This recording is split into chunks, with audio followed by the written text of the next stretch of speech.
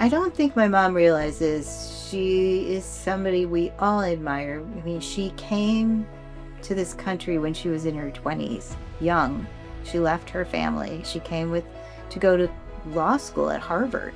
And she lived with an American family and didn't know anything about the US, didn't know anything about the culture, the food, and she has had to learn all of that. And now, she's a trailblazer. She's a risk taker.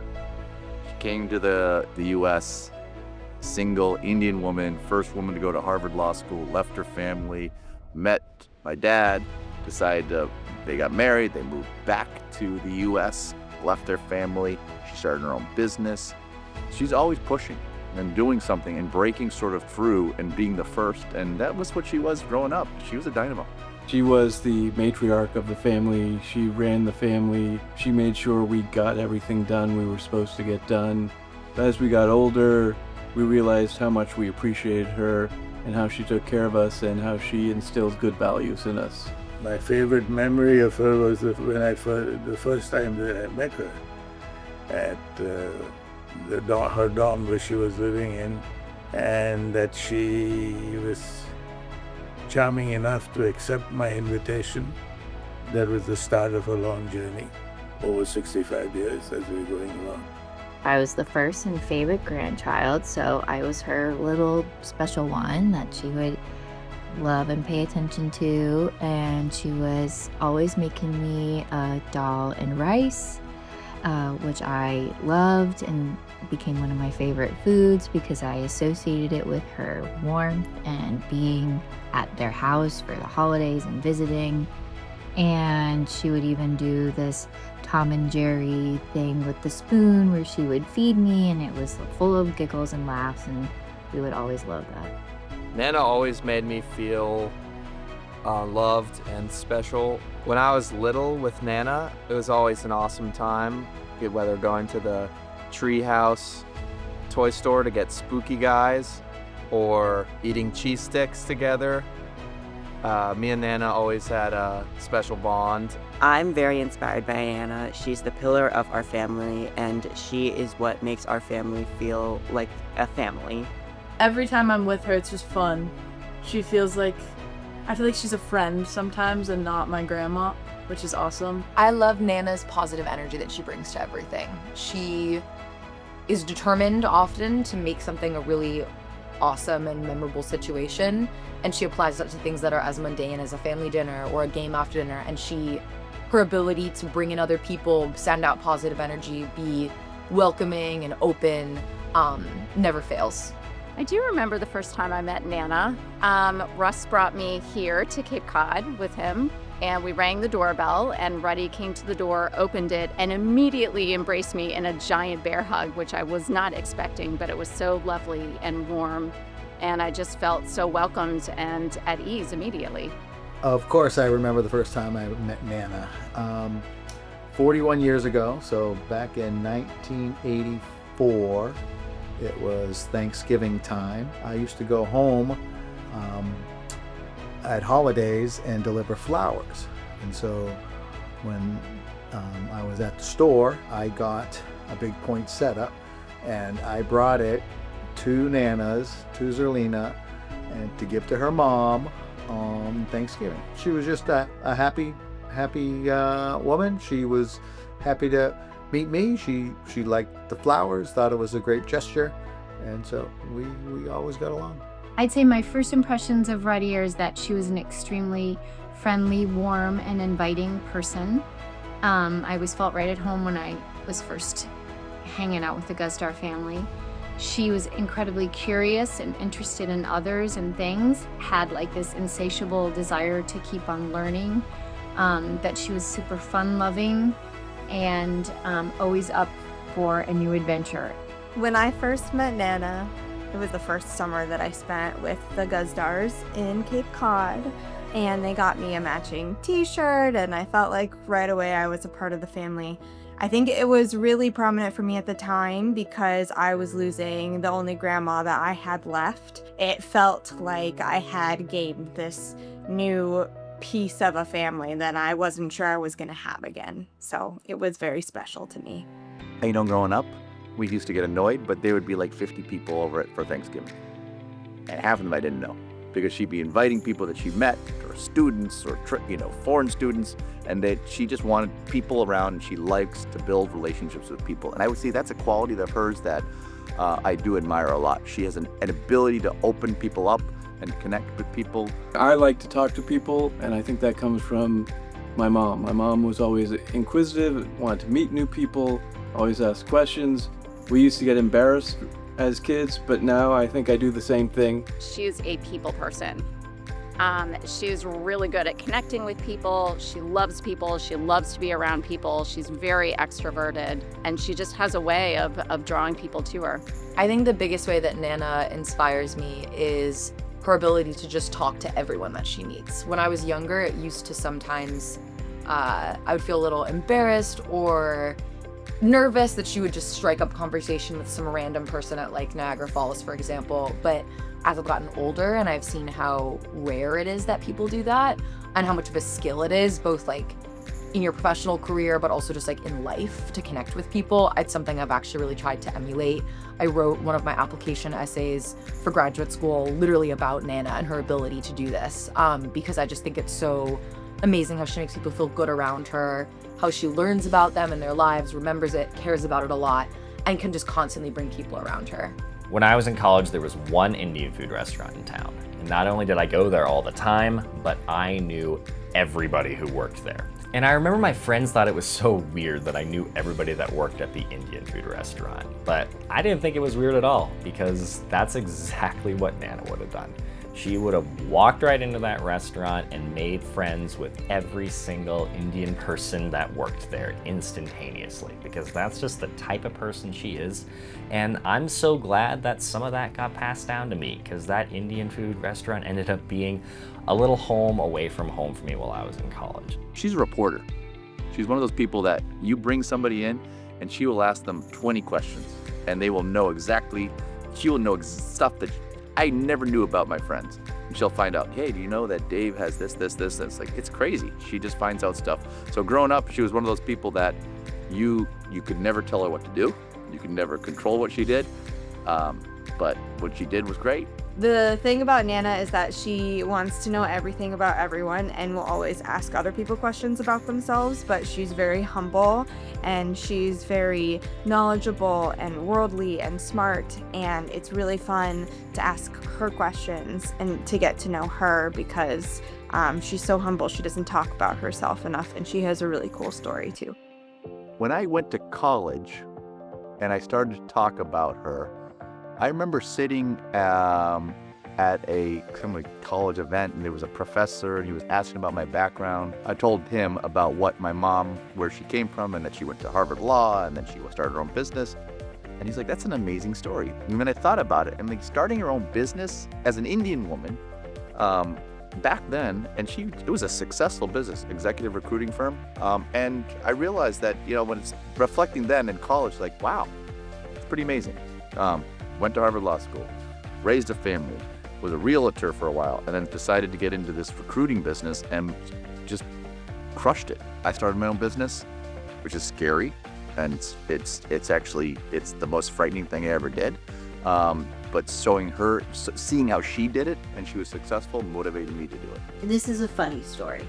So again, this is probably 1979 or early 1980s, and at that point, she was working for the YWCA, and my mom did a commercial for them on TV. She was on TV. So off I go off to college, and suddenly my friends at college are like, we saw your mom on TV. I'm like, what? Yeah, we saw your mom on TV. She was on TV. And then I suddenly see my mom on TV. And at that moment, I realized my mom could do anything she wanted.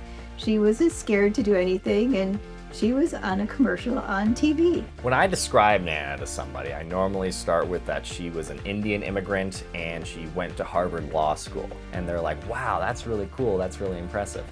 And then I tell them that she went to Harvard at the same time as Ruth Bader Ginsburg. and they're always like, oh my God, that is amazing. You have the coolest grandmother ever. And they're right. Something that I love about Nana is her curiosity and her drive and her motivation to get out and do things. Even though it may be harder for her, she is motivated and she makes it happen. I love that she is up for anything and she has so much energy. She kind of pulls me along. I could be lazy if I wanted to, and just her energy is very infectious. And something that I would love to have more of myself, even though I'm half her age. I'd say Ruddy Guzdar is someone who lives life to the fullest, is excited to meet new people and include them and wrap her arms around them and bring them into the fold of the family. Someone who is super intelligent, smart, worldly, and excited to keep learning. And that she's the best. She's fearless. I said it before. She walks into the place. If the table at the restaurant is something that she doesn't like, she'll ask to get moved. If she is at an event and she wants something, she asks. She's not afraid to ask. And you know what? It's a great lesson, because the worst thing they can say is no. And I've taught that lesson to my kids, and they take it to heart. Always ask, push, and get what you want. And she's done it all her life, and I think that's great. She always says, have positive thinking. She always says, believe in yourself. Be positive. You can do anything you want to do. And then my mom always would, uses her Zoroastrian thinking of good thoughts, good words, good deeds. And then if you had a bad thought, she'd be like, cancel, don't say that. Even when you're trying to find a parking space in a parking lot, she'll be like, positive thinking, we'll find that parking space. She uses it on everything. I mean, good words, good thoughts, good deeds. That's something that I took away from the whole family, but especially Nana, because I feel like she really lives by that. And I'm a very sensitive and emotional person, and sometimes it's hard not to get caught up on the small things. And I think she's always reminding me that, the small things don't matter. Doing laughter therapy with her is always, I just am crying laughing, because just watching her have so much joy, it's indescribable how funny it is. And it always leaves our family, everybody being very happy, and it brings everybody together, even if Sally and Phil don't want to do their laughter therapy. And I love whenever we bring outside people, non-Guzdar/Dubois people, friends, to see the laughter therapy, because they always have a look of shock on their face with how loud Nana's laugh can be, and her eyes when she laughs. That's my favorite. For the last 50 years, we have gone to Cape Cod. And it started with my mom encouraging us to go when we were young. And I have lots of great memories of the Cape with my mom, and the beaches and the big family dinners we used to have at the Cape, and we still have today. And I think it's a memory that she also appreciates with all of us. And now that we have a house that we can keep that going on for many, many years is very special. I will say my mom taught me how to cook, and since I like to eat, a lot of times I would come home from school and I would cook dinner for the family, because otherwise we wouldn't have really good food for dinner. A special memory that a lot of us grandkids have is playing Uno or any other game. When you're the youngest one, you don't know that, you just think that you keep winning.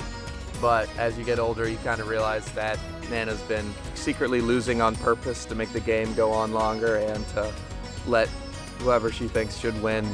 And she always was kind of the game master behind the scenes. Something that drives me crazy about Nana is whenever she comes to my house, she wants to play Uno, and she yells at me for throwing things away. It's really tough being a part of the Guzdar family in general, because I rarely win at anything. Between Gabe and Nana, playing games around here is an uphill battle. One thing that drives me nuts that Nana does sometimes is you can never sneak any meal that you're having past her without her getting a little taste of whatever you have. And I think she's kind of passed that down to a lot of us, trying each other's food. But if I think I'm safe eating whatever little bit of food that I found in the fridge, you're not, because soon she'll be over your shoulder going, "Oh, what is that? Let me get a taste." There's lots of things that she drives me crazy. She's my mom. One of the things she does is whenever we go, especially to get ice cream, she doesn't get anything for herself. She just gets a spoon. And she has a little taste of everybody's ice creams or everybody's food when we go out. And so sometimes I don't want to share my ice cream. She always wants to play a lot of games, and I don't think we could ever play enough games. I don't think that thirst will ever be quenched. Nothing we can do about that. I think she could play a card game for 24 hours straight and still want to play more. I said this at Julie and Russ's wedding. I love their curiosity and involvement, but the suggestions, sometimes a little too many suggestions, but usually they're proven that their suggestions are right. So I'd say, Ruddy, you can keep suggesting things. If you've ever seen my mom drink too much, it gets kind of funny. A lot of times my mom would, she'd want to get something from people, and she'd say she came all the way from India and would hope that she could get whatever she needed. Was it tickets to a game or to a movie or get into a restaurant? She'd say, I've come all the way from India. She is the penultimate grandma. She wants people to be happy and to be comfortable, but she also loves to feed people food. And so my college friends came over one time. It was their summer, and one of my buddies doesn't like to eat spicy food. So my friend Rich, she first gave her some Indian food, and he didn't like it. Then he gave him some rice, and he didn't like it. And then at the end, she was finally like, how about a peanut butter and jelly sandwich? And she made it for him, and he ate it. And she was like, okay, I fed him. So she wanted to feed him. She knew she had to feed him, and that was how she did it after like 4 tries with spicy food. Every time I'm with the whole family and I get back from a day of fishing, Nana is always the first person to ask me, did you catch anything? And if I say yes, her very next question is always, can we eat it? And most of the time I have to tell her no, but it makes me feel good every time. And sometimes when I'm out fishing and I'm having a hard day, I think about Nana, and I think Nana wants me to catch something. And so I gotta keep working hard so I can come home and tell Nana that I caught something. So thanks for that little bit of extra motivation, Nana, and thanks for making me feel good when I go fishing. Nana is the type of person that will always look out for you no matter what. She will always look after you and make sure that you're taken care of. I think that is a value that a lot of people should have. I always would say she stuck up for me and made sure that as the girl in the house that I was always taken care of and made sure things were fair for me. She's always about being fair to all 3 of us. What I love about her is that she is very thoughtful, does everything that she possibly can to make me happy. She has taught me to be respectful for other people and also to have an enjoyable life. The thing that I've learned the most from Ruddy is that you need to say yes in life, because she and Uddy both have lived their life with the example of saying yes to things and not slowing down, and I think that's what's kept them so vital and still engaged so much with the world, even at the age of 90. She has been a very big influence in my life. She taught me to be a strong woman, and she encouraged me to go into the sciences, go into being whatever I wanted to be. She always taught me to stand up for myself, to believe in myself. You know, my mom came all the way from India, and she created a great life for herself, her husband, and for her family. And I admire her for doing that. When she came here, there weren't that many Indian people, and it was a strange new world, and she got through it, and she was successful, and we've all become successful because of her. I am very happy to be celebrating your 90th birthday. This is a big achievement in our relationship, and I look forward to the rest of our lives together. Thank you for all you've done. Thank you for raising a great family, my brother, my sister, bringing us, taking us to practices, pushing us to study hard. I wouldn't be where I am today without you. Thank you for inspiring me, for what you've done, coming to this country with nothing, going to law school, becoming a mom, starting your own business, doing things that, most people don't do, and that inspires me every day. So thank you for that, and thank you for being who you are today. My kids love you. They are inspired by you, they enjoy being around you, and thank you for that. Thank you so much for including me in your family, treating me like one of your own, and for everything that you've done. Thank you to Nana for creating such a beautiful family and for everything that she does to bring us together and the good energy and teachings that she gives us every day. Nana, I love you. Thank you for inspiring me. Thank you for caring about me so genuinely. And thank you for always taking me to Target when I was a kid so that I could buy everybody Christmas presents. I want to say thanks to my mom for, one, coming to the US, giving us this great opportunity, for encouraging me to go to college and helping support me throughout my high school, tennis, college, supporting me, being a career woman, and being there for me whenever I needed her. So I wanted to say thanks, and for showing me the way that other women can do things and being a trailblazer for women. Happy birthday, Rati.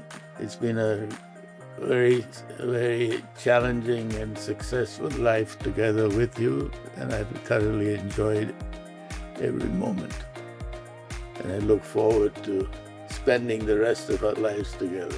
It's just amazing that you're 90, and I'm so grateful to be a part of your family, and I love you, and I hope you have the best birthday. You're turning 90, but you're still 55 at heart. And I know we want to continue to spend many more years together. So thank you. I love you. Nana, I just want to wish you the happiest of birthdays. You have led an incredible life and are continuing to live it.